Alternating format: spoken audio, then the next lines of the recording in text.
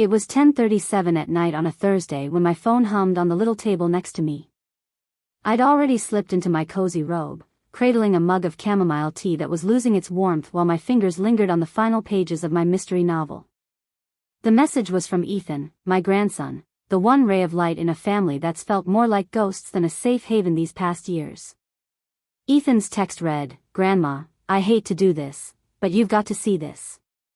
That was all, no heads up, no details, just those words with a video attached. My heart sank. Ethan wasn't the type to stir up drama. I stared at the phone, the video's frozen frame stuck in a blur of motion. My finger lingered, unsure. But then I pressed play, and everything shifted. The screen came alive with a familiar, stylish kitchen I knew right away, Claire's pride and joy in Scottsdale. All sleek marble counters and fancy imported tiles. There was Claire, perched at the island, her perfectly polished nails curled around a wine glass, blonde hair tucked neatly behind one ear like she always did so effortlessly. She was laughing, but not the kind that warms your heart, more like a sharp, cutting chuckle she picked up after marrying Derek. "She's just dead weight now, Mom," she said, tossing the words out like she was chatting about a department store discount. I blinked, thinking I must have misheard. Then Derek's smug voice cut in from off-screen, dripping with amusement. He leaned into view, grabbing a handful of almonds, his familiar smirk spreading wider. "We do so much for her, and she barely lifts a finger," he said. "She owes us big time. All those doctor visits, her endless stories, the grocery trips, it's exhausting." I sat there, motionless. My pulse pounded in my ears, but my hands stayed eerily steady. I should have been shaking. Instead, I hit replay.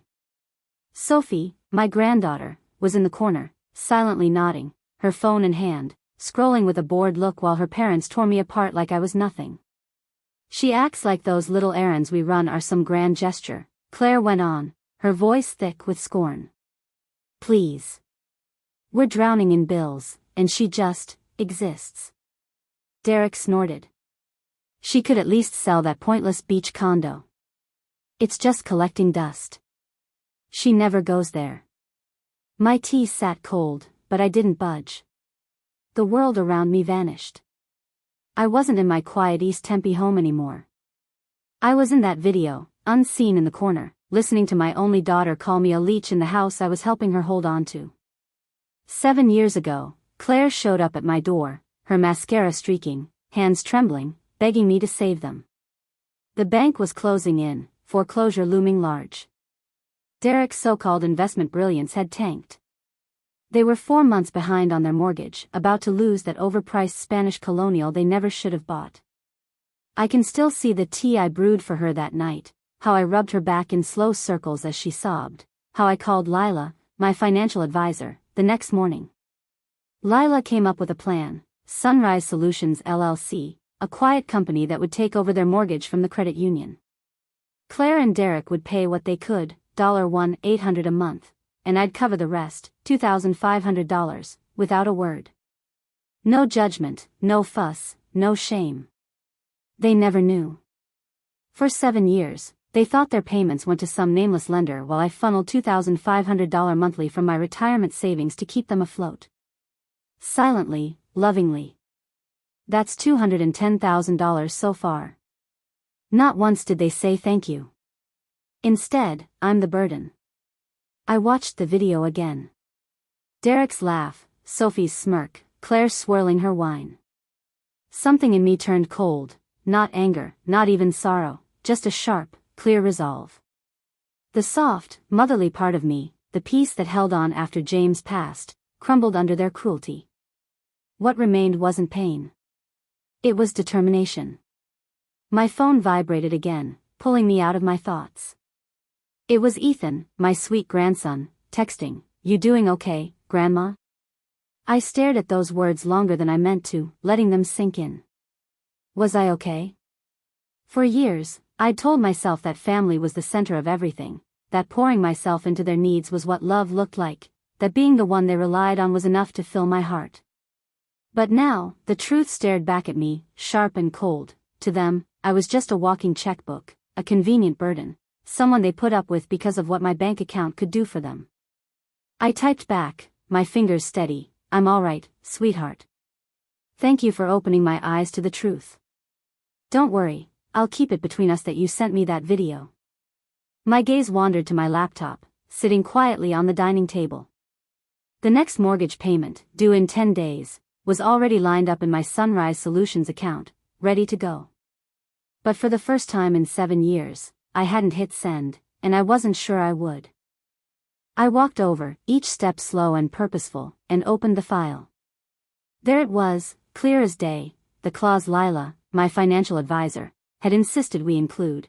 If they failed to meet their payment obligations, ownership of the house would transfer to Sunrise Solutions LLC, per Arizona State Title Code 33-812. 10 days. They had 10 days to face reality. They thought I was just the sweet old lady who nodded along, bringing store-bought pies and small talk to family dinners. They had no clue their useless wait was actually their landlord. I shut the laptop and took a deep breath. The tea was cold, but I sipped it anyway. It was bitter, but not as bitter as their betrayal. Folks think silence means you're okay with everything, that if you don't speak up, you're on board. But sometimes silence is just a way to hold on to your dignity, and theirs. That's what I told myself 7 years ago when Claire showed up at my door. I can still picture it clear as day. Rain was scarce in Tempe that season, but that night it came down in buckets. I just finished folding a stack of towels when the doorbell chimed. There was Claire, drenched, her makeup running like rivers, eyes puffy with fear. She didn't even say hi, just fell into my arms. "Mom," she whispered, her voice breaking, "we're about to lose the house." It took almost 45 minutes, a warm towel, and a steaming mug of peppermint tea before I could piece together Claire's frantic words. They were 4 months behind on their mortgage, and the bank wasn't budging an inch. Derek's latest investment schemes had crashed again, and Claire's interior design business wasn't pulling in enough to cover even the electric bill. Foreclosure was breathing down their necks. "We've tried everything we could," she wept, her voice breaking. "The credit union won't budge, and Derek's even begged his dad for a loan, but," she trailed off. She didn't need to say more. I sat there on the couch, her head resting on my shoulder, staring out at the dark windowpane. She seemed so small, so broken, my little girl who used to twirl around with a blanket tied like a cape, pretending to save the world. "I'll take care of it," I promised softly. "We'll figure it out." But I had no clue how. Not yet. The next morning, I dialed Lila. Lila Ramon, my financial advisor for nearly a dozen years, was sharp as a tack, steady as a rock, and practical to her core. She didn't deal in pipe dreams, only solid plans. With her crisp slate gray hijab always perfectly pinned and her no-nonsense tone softened by kindness, she arrived at my kitchen table by 9 a.m., a neat stack of papers already in her hands. "I looked into their mortgage," she said, pointing to a highlighted line. "They're $120,000 in the hole. You could pay it off outright, but that would wipe out your savings. Honestly, it wouldn't teach them a thing." I flinched, not because she was harsh, but because she was right. "So what's the plan?" I asked, my voice quieter than I meant. She peered at me over her glasses. "We create an LLC. You quietly buy their mortgage from the lender.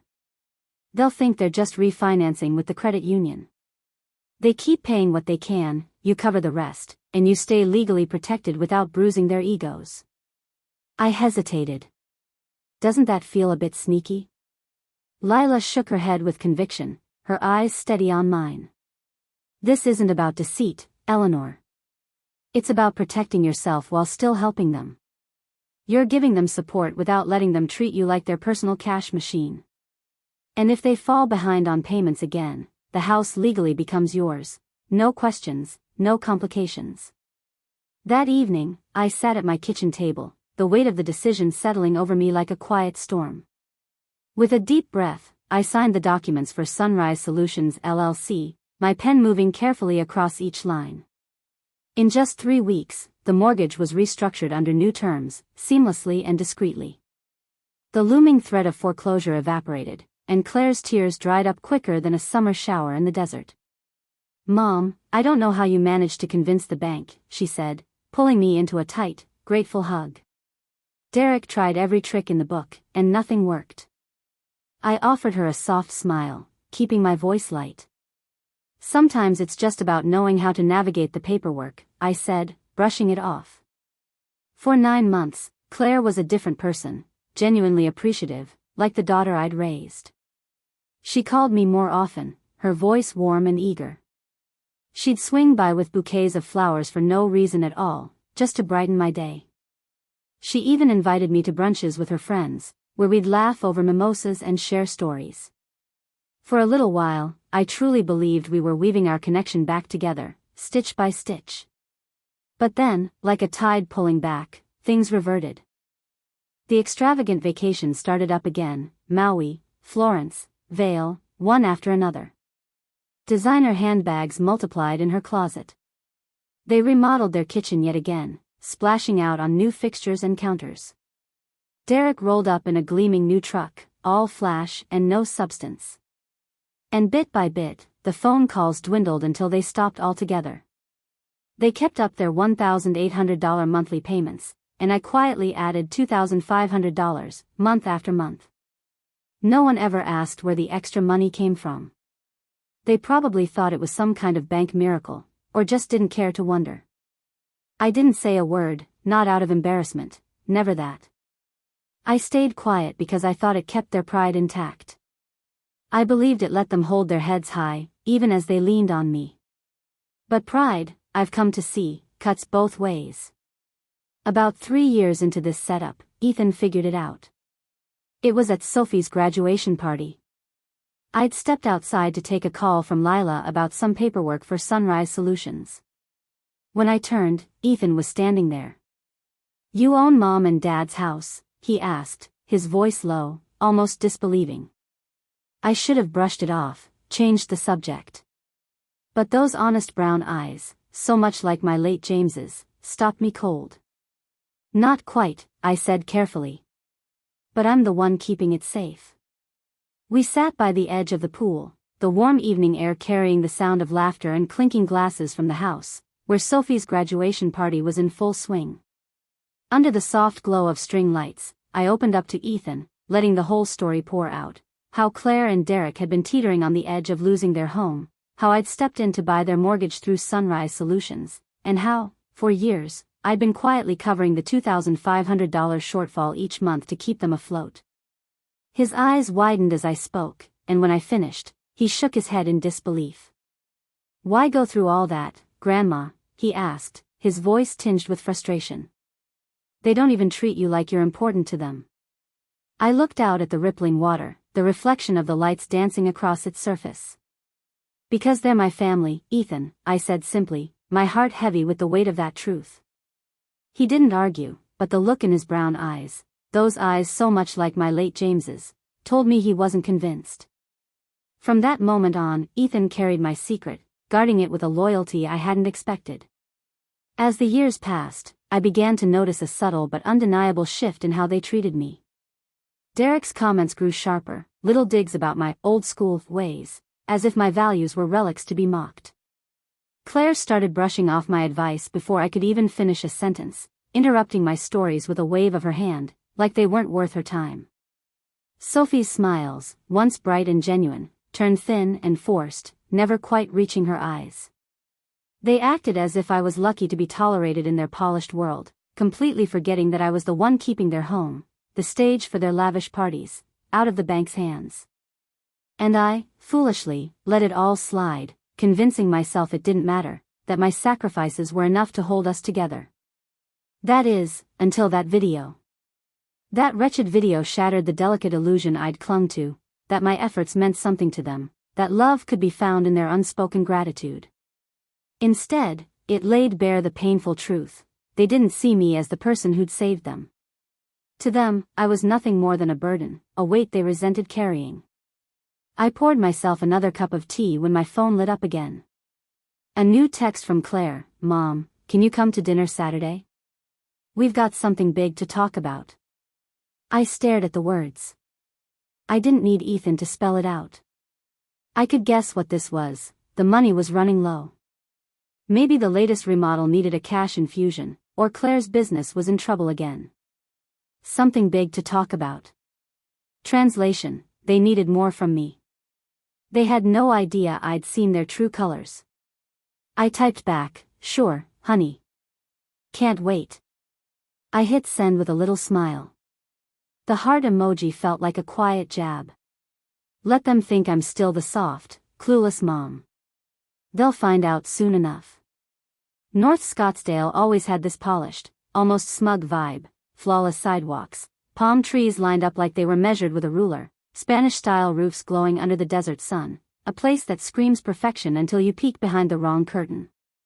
I pulled into Claire and Derek's driveway in my trusty silver Corolla, parking next to Derek's shiny new navy truck. Their two-story Spanish colonial stood tall and pristine, every detail paid for with reckless ambition and money they thought came from some credit union, money that, in reality, had been quietly pouring out of my Sunrise Solutions account. I sat there a moment, the engine still humming, staring at the golden afternoon light bouncing off their fancy new front gate. Part of me wanted to back out, fake a sudden flu, or claim I forgot about the dinner. But no, I needed to see this through, to watch their little act unfold. I turned off the car, smoothed my blouse, and grabbed the apple pie I'd baked that morning. Let them see the familiar, predictable mom they thought they had all figured out. I rang the doorbell and waited. Claire opened the door, all smiles and a cloud of expensive perfume. "Mom, you look fantastic," she said, planting a kiss on my cheek like it carried real warmth. I gave her a smile back. "Just my usual slacks and blouse," I said lightly. "You're the one shining, sweetheart."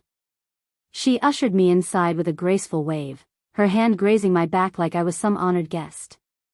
The foyer was freshly redone, new abstract paintings had replaced the old landscapes, and a dazzling chandelier I didn't recognize sparkled overhead. "Something smells wonderful," I said, taking it all in. "Derek's whipping up his famous risotto," Claire said with a proud grin. "Wait till you see the kitchen." She led me into a sparkling white and silver masterpiece, sleek granite counters, a fancy 5-burner Wolf stove, polished nickel faucets, easily a $40,000 remodel, no doubt funded while they played the "we're broke" card. Derek turned from the stove, apron on, waving a wooden spoon like he was auditioning for a cooking show. "Eleanor, perfect timing," he said with a wide grin. "Smells amazing," I replied, sliding onto a stool at the breakfast bar. "New counters," he said, nodding at them. Claire's vision.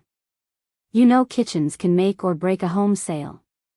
There it was, the subtle clue I'd been waiting for. Either they were gearing up to put the house on the market or using the shiny new kitchen as a sly way to steer the conversation toward the beach condo. It reeked of a carefully orchestrated plan, every move calculated to nudge me where they wanted me to go. Just then, Sophie sauntered into the room, her phone already glued to her hand like an extension of her arm.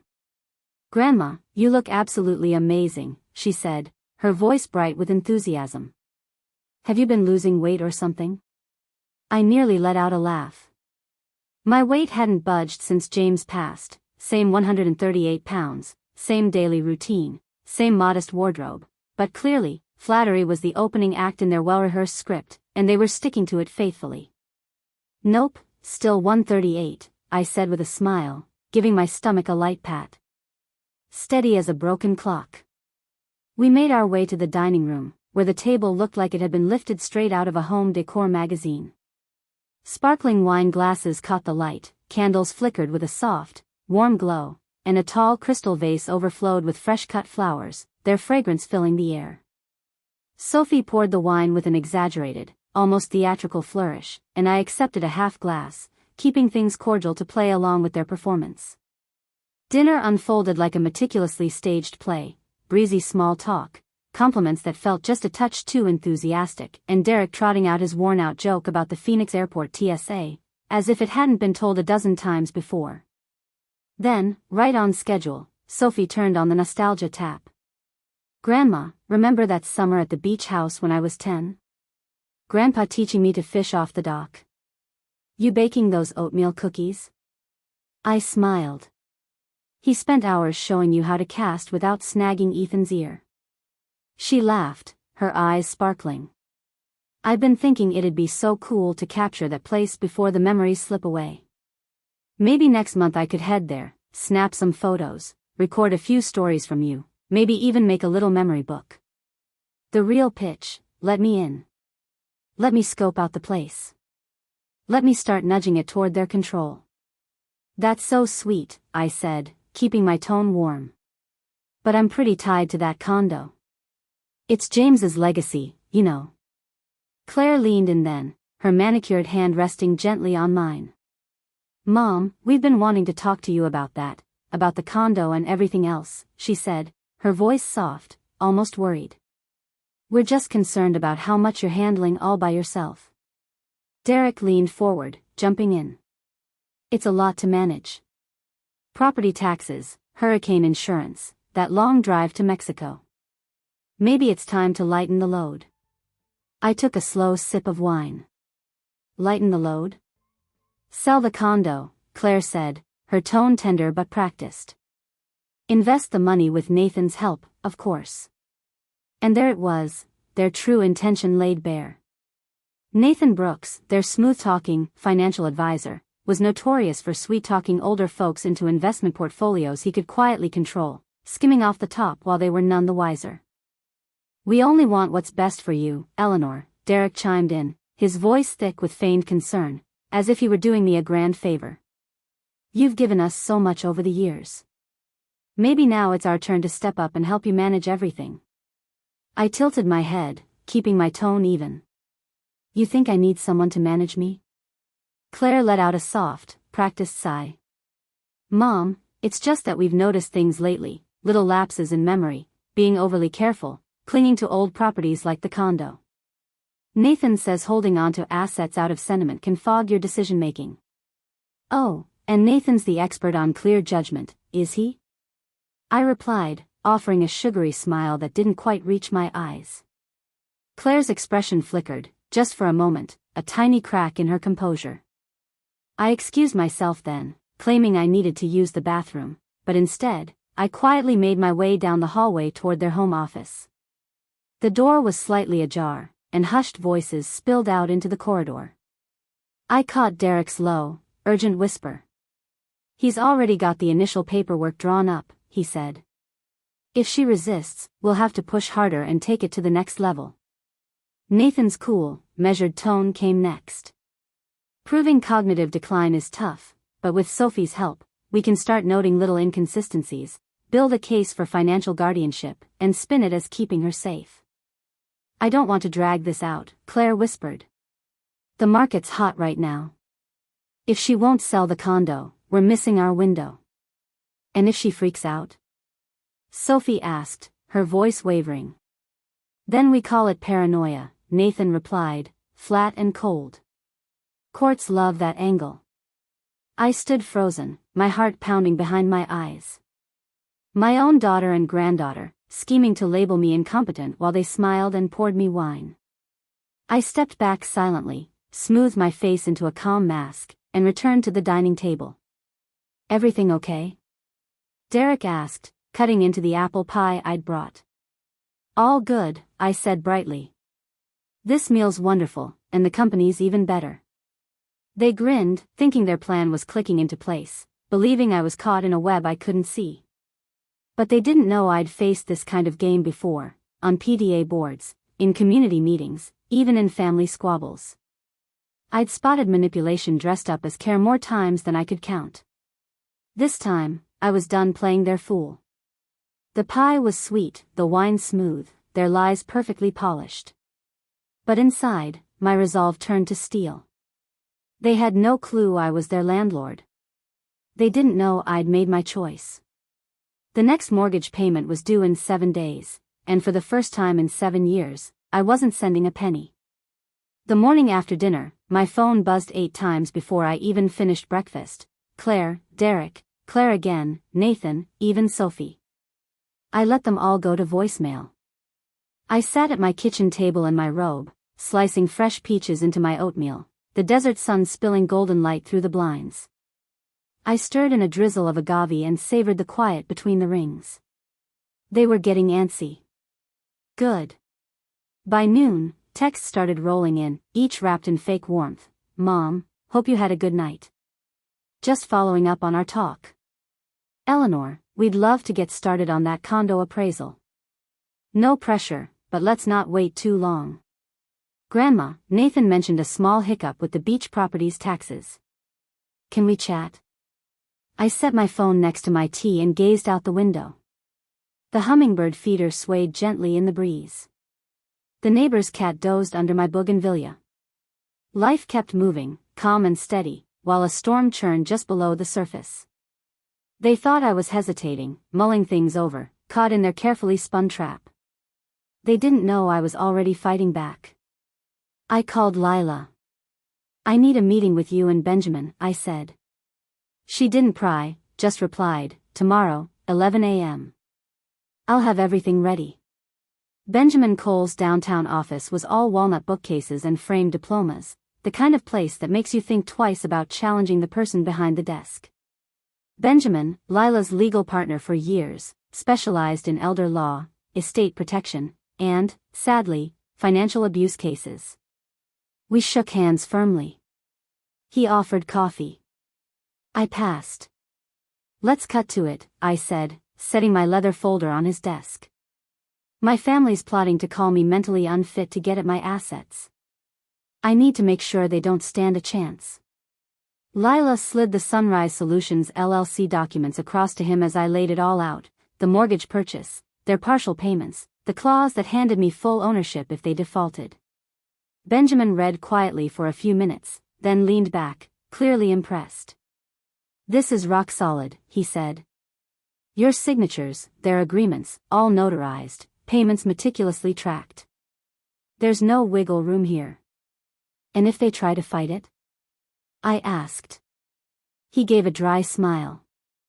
They'll crash and burn. I let out a breath, feeling lighter than I had in days. But the guardianship threat, I said softly. Lila glanced at Benjamin, who nodded.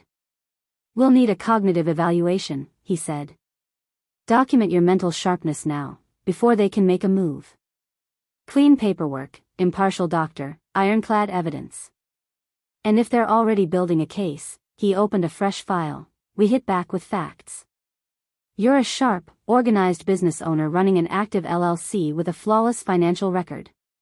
You're not some vulnerable senior, Mrs. Peterson. You're a step ahead. I left his office with 4 appointments booked, 6 documents signed, and a mind as clear as the Arizona horizon. Over the next 6 days, I moved with purpose. I met with a geriatric psychologist recommended by the Bar Association. She tested me on dates, politics, math, and reasoning, asked me to name the last 5 presidents and subtract 8 from 100 in steps. I finished early and even corrected her on a Supreme Court nominee. She laughed. Mrs. Peterson, your mind's sharper than most folks half your age, she said. I smiled. Let's get that in writing. Ethan and I met up at the diner across town, the same little spot where James and I used to share pie after Sunday services. At 20, Ethan looked older now, steadier, like he was settling into his own skin. They're getting desperate, he said, sliding his phone toward me. Dad's been digging through legal forums, hunting for loopholes, stuff about power of attorney, ways to grab assets without going through probate. He showed me screenshots. Derek had scheduled a meeting with an elder law attorney, booked under Claire's name. Sophie had been searching for Arizona guardianship forms online. They're keeping tabs on everything, Ethan added. Recording your calls, saving your texts. Let them try, I said, sipping my tea with a calm I didn't entirely feel. I've never once lied to them. On day 5, I met Lila at the credit union. We closed every joint account, shifted my savings to new accounts, and updated all my passwords.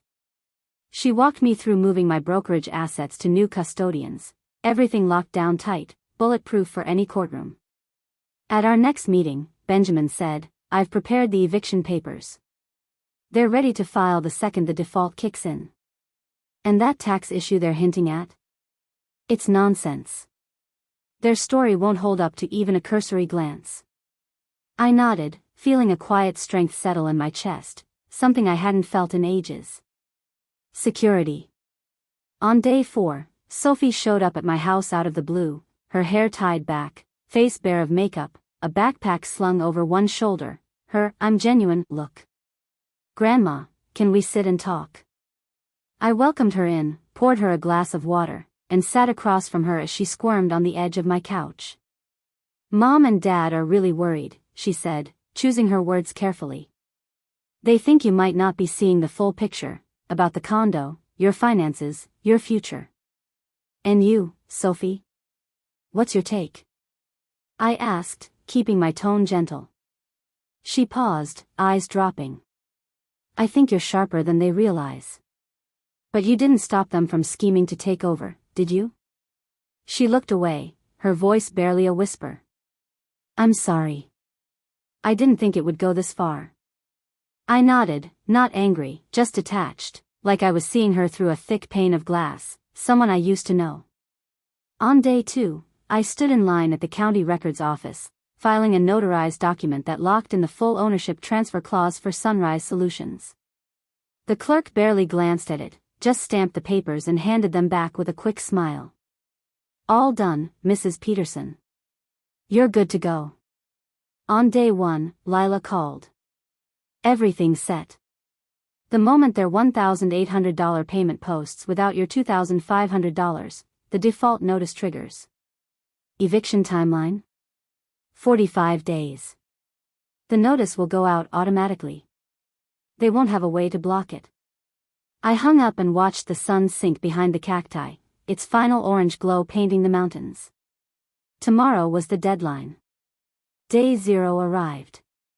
I woke at 4:58 a.m., the house wrapped in stillness, the air cool and quiet. Barefoot in my robe, I shuffled to the kitchen and brewed a pot of chamomile tea. I carried my mug to the sunroom, where the sky was still a deep indigo, the first hints of gold creeping in at the edges. The payment was due by midnight. Last night, I logged into the Sunrise Solutions portal and turned off my auto-transfer with one click, ending 7 years of quiet support. I watched a hummingbird flit to the feeder, its wings a frantic blur before it zipped away. The house felt calm, peaceful, fully mine. Soon, they'd face the truth. Soon, they'd feel the weight of their own greed. But for now, I sipped my tea and let the sunrise warm the sky. The countdown was done. The consequences were here. At 7:46 a.m. My phone rang, just 3 minutes after the system sent the default notice. "Mom." Claire's voice came through, sharp with panic. "Something's messed up. We got a notice from the mortgage company, something about an insufficient payment and default proceedings." "What's happening?" I stirred a sugar cube into my tea, watching the steam curl upward like a sigh. "What does it say exactly?" I asked, my voice steady. She stumbled over her words.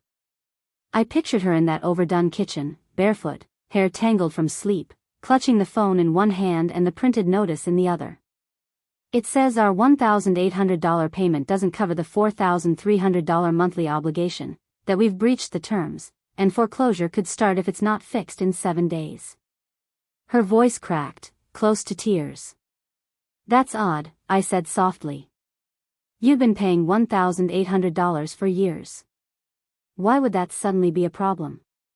"Exactly," she said, grabbing at the hope in my voice. "It makes no sense.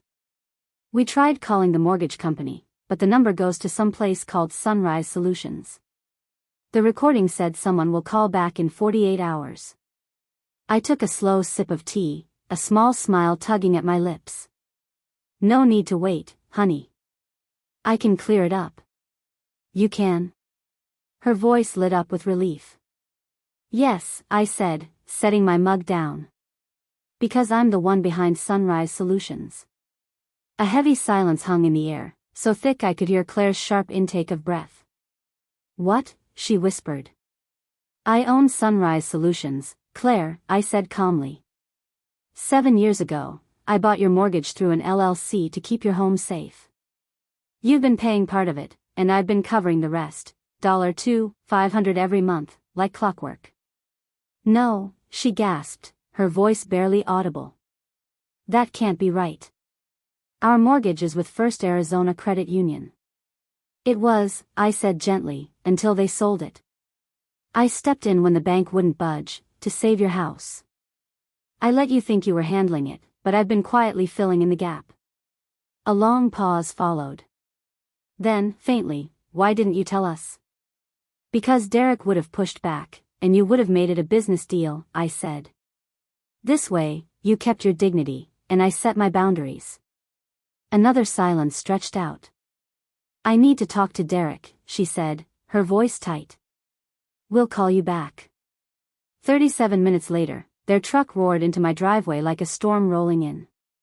They marched to my door, Derek's jaw tight, Claire's arms folded, Sophie trailing behind like a ghost.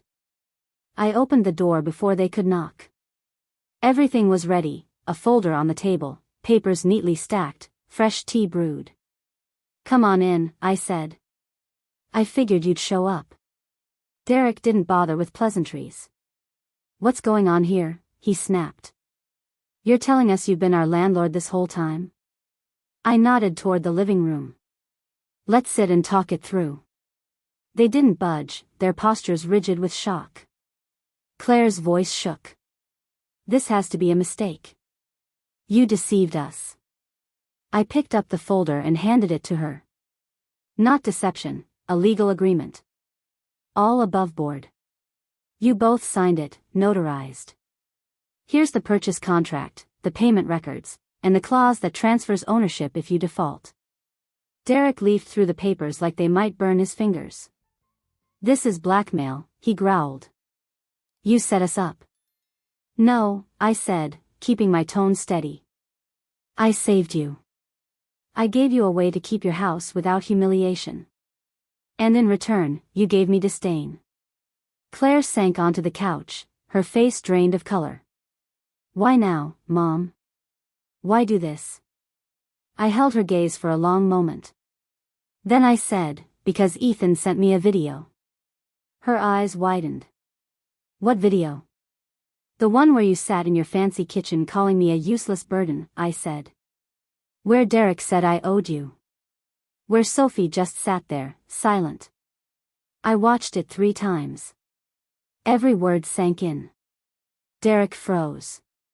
Claire's mouth opened, then shut. No defense, just guilt written across their faces. You're going to ruin us over a private conversation?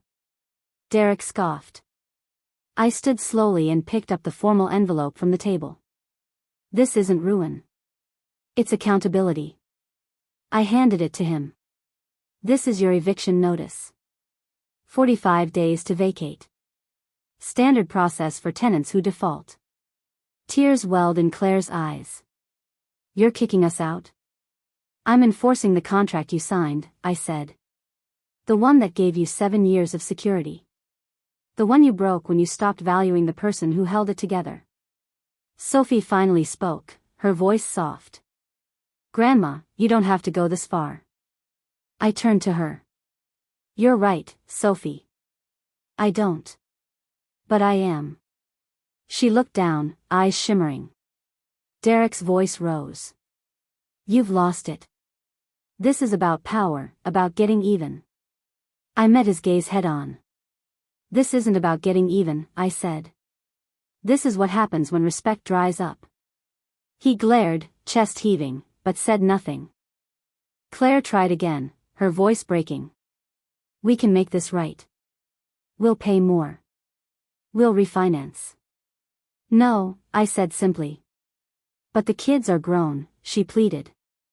Ethan's on his own. Sophie's an adult.